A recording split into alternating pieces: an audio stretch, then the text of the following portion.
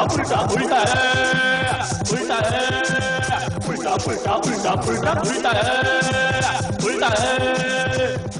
अक्सर लोग रास्ते में रोककर हमें पूछते हैं कि आप उल्टा पुल्टा के लिए आइडियाज कहाँ से लाते हो, तो बड़ी शर्म आती है उन्हें बताते हुए। बस ये इधर उधर से चोरी किए होते हैं, कहीं से कोई चुटकुला सुना, तोड़ मरोड़ कर टीवी पे सुना दिया। लेकिन कई बार मैं सोचता हूँ कि इसमें शर्म की क्या बात है। आजकल के जमाने में सफल लेखक है ही वही जो इधर उधर से बल्कि हर भाषा का लेख चोरी कर सके। इसी तरह सबसे बढ़िया संपादक वही है, एडिटर वही है जो कई एडिटोरियल्स को मिलाकर एक एडिटोरियल बना दे। Yes sir. ऐसा करना भाई, वो जरा स्टेनो को भेजना। ठीक है सर। और सुनो। Yes sir. उसे कहना कागज पेंसिल लेके आए, एडिटोरियल लिखवाना है। लेकिन सर अगर एडिटोरियल लिखवाना है तो कागज पेंसिल की क्या जरूरत है? हाँ ये भी ठीक है, तो ऐसा करो उसे बोलो वैसे ही आ जाए। ठीक है सर।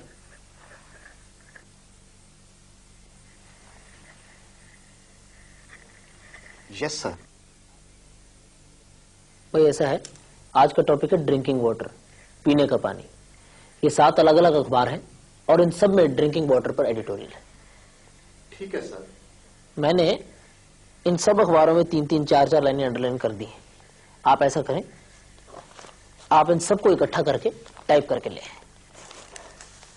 सर कौन सी लाइनें पहले टाइप करनी है और बाद में कौन सी? Good question, good question. लाइए, आप ऐसा कीजिए, पहले ये 4 लाइनें ले लीजिए और उसके बाद इस अखबार की 5 लाइनें ले लीजिए। फिर जो 3-4 लाइनें इसमें लिखी हैं, नहीं, या फिर ऐसा कीजिए, ये 3-3 लाइनें सबकी कर लाइए टाइप, एक ही बात है। सर ये बहुत स्ट्रॉन्ग एडिटोरियल बन जाएगा। अरे ये तो कुछ भी नहीं, कल मैं करप्शन पर एक ऐसा एडिटोरियल लिखूंगा कि सारा देश हिल जाएगा। सर वो कैसे? कल मैं 20 अखबारों के एडिटोरियल मिला के एक एडिटोरियल लिखूंगा। बहुत से लोग टीवी वालों को अपने स्केट, नाटक, कहानियां भेजते रहते हैं, लेकिन अक्लमंद प्रोड्यूसर वही है जो हर कहानी को अच्छी तरह से पढ़कर वापस कर दे, ये कहकर कि इसमें तो दम ही नहीं है भाई। 1 मिनट भाई, मैं बस ये लास्ट नंबर नोट कर लूं, शाम को टेलीकास्ट होना है ये। जी अब बताइए। मैडम ये बिल्कुल गलत बात है। जब मैं 6 महीने पहले आपके पास ये स्क्रिप्ट लेकर आया था तो आपने कहा था कहानी में दम नहीं है, ये ड्रामा टीवी पर चल नहीं सकता, और पिछले सोमवार आपने वही ड्रामा टीवी पर दिखा दिया। कौन सा ड्रामा भाई, कौन सी स्क्रिप्ट? वही मैडम, काला आदमी। काला आदमी? लेकिन सोमवार को तो हमारे यहाँ से मैला आदमी नाटक दिखाया गया और उसकी कहानी मेरी अपनी लिखी हुई थी, उसकी डायरेक्शन भी मैंने ही दी थी। लेकिन मैडम मैं आप पर मुकदमा करूंगा, वो कहानी मेरी लिखी हुई थी, आपने सिर्फ नाम बदलकर अपने नाम से चला दी। आप मुकदमा कर ही नहीं सकते साहब, क्योंकि मुझे पूरा यकीन है कि वो कहानी आपकी लिखी हुई थी ही नहीं। आप कैसे कह सकती हैं? क्योंकि वो कहानी मैंने न्यूयॉर्क के एक मैगजीन में पढ़ी थी। अच्छा, तो आप भी वही मैगजीन पढ़ते हैं? इसी तरह अगर आप फिल्म प्रोड्यूसर हैं, डायरेक्टर हैं, तो आपको हर बार नया म्यूजिक, नया प्लॉट, नई कहानी ढूंढने की कोई जरूरत नहीं। 2-3 फिल्मों को मिलाकर आराम से एक फिल्म बनाई जा सकती है। और फिल्म लाइन की यह खासियत है कि कोई दावा नहीं कर सकता कि यह कहानी मेरी है, क्योंकि आमतौर पर सारी कहानियां एक जैसी होती हैं। हाँ, अगर आप किसी नई कहानी पे काम करना चाहते हैं तो फिर थोड़ी मेहनत तो आपको करनी ही पड़ेगी। तो लीजिए हाजरीन, अब जो अवार्ड दिया जा रहा है वो है इस साल का कला कलंक फिल्म अवार्ड, यानी कि इस साल के बेहतरीन प्रोड्यूसर डायरेक्टर का अवार्ड। और उसे पाने वाले खुश नसीब हैं मशहूर निर्माता निर्देशक अब्दुल हफीज खान।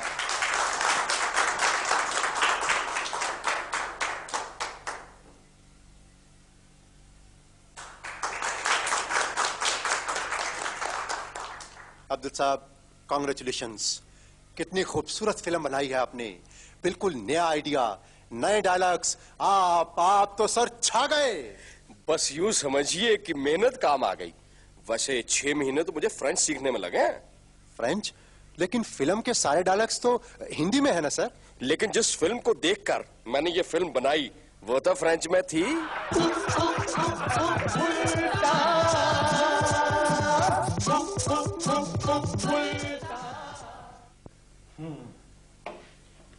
मेरा शक ठीक निकला, आपके कंधे की हड्डी में फ्रैक्चर है। डॉक्टर साहब, क्या वाकई हड्डी टूट गई है? घबराने की कोई बात नहीं, मैं पट्टी बांध दूंगा, इसे 15-20 दिन तक खोलिएगा नहीं, अपने आप जुड़ जाएगी। लेकिन ये सब हुआ कैसे? कोई भार वार उठाया था क्या?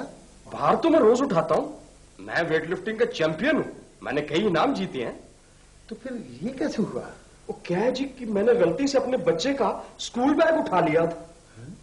धन्य है हमारे देश के नन्हे मुन्ने बच्चे जो भारी भारी बस्ते अपने कंधों पर उठाते हैं, शायद इसलिए क्योंकि इन्हीं कंधों पर उन्होंने अपने देश का भार उठाना है। अगर ये कंधे मजबूत नहीं होंगे तो वो देश का भार कैसे उठाएंगे? बल्कि शारीरिक भार के साथ साथ उन्हें मानसिक भार उठाने की भी प्रैक्टिस बराबर करवानी चाहिए। अध्यापकों को चाहिए कि वो बच्चों को इतना होमवर्क दें कि बच्चे तो क्या, बच्चों के माँ बाप भी उसे पूरा न कर पाए। जी साहब। जी, हम अपने बच्चे का होमवर्क करवाना चाहते हैं। अच्छा अच्छा अच्छा, आपकी बुकिंग कितने वक्त की? बुकिंग तो हमने नहीं करवाई। बुकिंग नहीं करवाई आपने? जी नहीं। साहब फिर तो बहुत मुश्किल है, क्योंकि यहाँ तो छुट्टियों की होमवर्क की बुकिंग 2-2 महीने पहले हो जाती है। तो अब कुछ भी नहीं हो सकता क्या? आप ऐसा कीजिए, साउथ दिल्ली में पता कीजिए, वहां भी हमारी एक ब्रांच है, हो सकता है वहां आपको एक आध चांस मिल जाए। क्या आपकी होम सर्विस नहीं है? होम सर्विस भी है जी। उसके क्या चार्जेस हैं? मैडम उसके charges 200 rupees per subject. Charges बड़े हाई है। वेल मैडम आप देखिए, होमवर्क भी तो आजकल कितना मिलता है बच्चों को। आप इन्हें देख रही? मैं सोच रही थी ये कौन है? ये 1 घंटा किसी बच्चे का मैथमेटिक्स का होमवर्क करवा के आए। अच्छा। और अब 4 घंटे तक इनका सर दबाना पड़ेगा। है? बल्कि स्कूल वालों को चाहिए कि वो सिलेबस और टाइम टेबल को इस ढंग से बनाए कि बच्चों को सारी की सारी किताबें रोज स्कूल लानी पड़े। अगर गलती से एक भी किताब वो घर भूल आए तो बरस पड़िए। हिंदी की किताब तुम फिर नहीं लेकर आई। तुम्हें कितनी बार कहा है कि पढ़ाई में सीरियस हो जाओ, लेकिन तुम्हारे कान पे जू तक नहीं सरकती। अब खड़े रहो क्लास के बाहर। Sorry madam. सॉरी कहने से तुम पास नहीं हो जाओगी। मैडम मैं पास होने की पूरी कोशिश करूंगी। जो बच्चा क्लास में पूरी किताबें ही नहीं लेकर आ सकता वो पास खाक होगा। मैडम लेकिन इस बैग में और किताबें आती ही नहीं। इतना छोटा तुम्हारा बैग है, कहाँ से आएंगी किताबें? हैं? ये और छोटा बैग। भारी बस्तों का सबसे बड़ा फायदा ये होगा कि अगर आपका लाडला डॉक्टर या इंजीनियर ना भी बन पाए, कम से कम कुली जरूर बन सके। पापा कहते थे बड़ा नाम करेगा, बेटा हमारा ऐसा काम करेगा, मगर ये तो कोई न जाने कि मेरी मंजिल है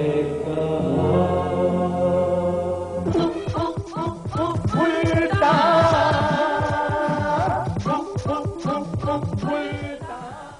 जुआ एक ऐसी चीज है जिसमें आप पैसे के साथ साथ वक्त भी बर्बाद कर सकते हैं।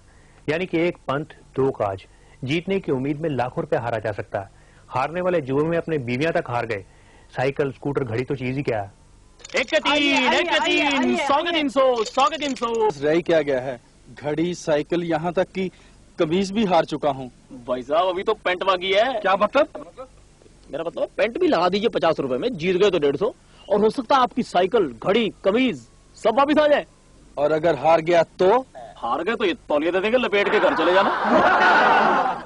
फर्क सिर्फ इतना है कि फुटपाथ पर बैठे हुए जुआरी को लोग घृणा की नजर से देखते हैं और क्लबों में जुआ फैशन माना जाता है। आधुनिक औरत वही है जो अपने बाल बच्चों की बजाय रम्मी, पपलू, फ्लैश को ज्यादा अहमियत दे। मैंने बोला ना मैं नहीं आ सकती इतनी जल्दी, अभी तो हमने खेलना शुरू किया है, 2 बार पत्ते भी नहीं बांटे। लेकिन मुन्ना रो रहा है, मैंने चुप कराने की कोशिश की, चुप ही नहीं करता। अब ये भी आया उसे बाहर लेकर गई है। आया को बोलो उसका दूध गर्म कर दे, आप उसे कुछ खिलौने वगैरह निकाल देना। मगर तुम कब आ रही हो? मुझे और भी कई जरूरी काम है, मेरी सारी छुट्टी खराब हो रही है। मेरा भी तो दिन खराब हो रहा है, एक तो पत्ते नहीं आ रहे, हारती जा रही हूँ और आप बार बार टेलीफोन किए जा रहे हैं। मीना प्लीज, तुम आ नहीं सकती क्या? What are you talking? It looks so bad. क्या सोचेंगी मेरी सहेलियाँ? क्या सोचेंगी? यही कि कितनी बैकवर्ड औरत है ये। 3000 हार गई तो उठकर चली गई। इसी तरह हॉस्टल में विद्यार्थियों को पाइथागोरस थ्योरम समझ आए ना आए, न्यूटन लॉ उनकी खोपड़ी में पड़े न